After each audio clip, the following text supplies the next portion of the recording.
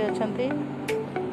ମୁଁ ଆଶା କରେ ଆପଣମାନେ ବହୁତ ଭଲରେ ଥିବେ। ମୁଁ ବି ବହୁତ ଭଲରେ ଅଛି। ଦେଖନ୍ତୁ ମୋ ଝିଅ ସାଇନାକୁ ବୟସ 1.5 ବର୍ଷ ବି ହେଇନି, ତାକୁ ଦେଖନ୍ତୁ ସେ କେମିତି ହେଉଛି। ସବୁବେଳେ ସେ ଡିଷ୍ଟର୍ବ କରୁଛି, ସବୁବେଳେ ଡିଷ୍ଟର୍ବ କରୁଛି, କାହାକୁ କିଛି କରିବା ପାଇଁ ଦେଉନି।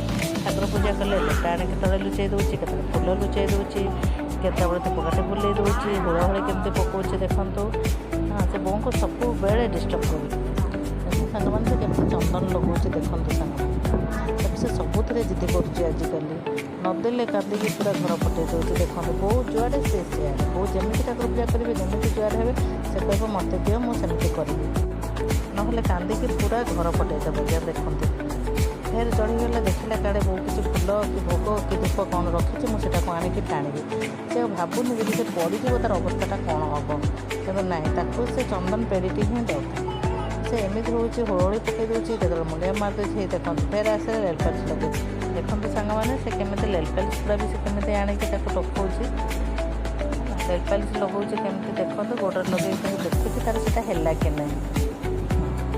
ସେମିତି ଲଗାଉଛି, ସବୁ ନଷ୍ଟ କରୁଛି। ଦିଦି ତ ନାହିଁ, ଦିଦି ତ ଟ୍ୟୁସନ୍ ଯାଇଛି, ତାକୁ ଆଉ କେହି କିଛି କହିପାରିବେନି।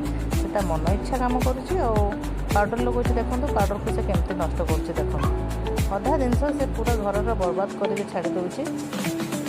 ଏତେ ବଦମାସ ହେଉଛି ଯେ ମାନେ ଆଉ କୁହନ୍ତୁନି, କୌଣସି ଜିନିଷ ତା ଜାଗାରେ ସେ ରଖୁନି।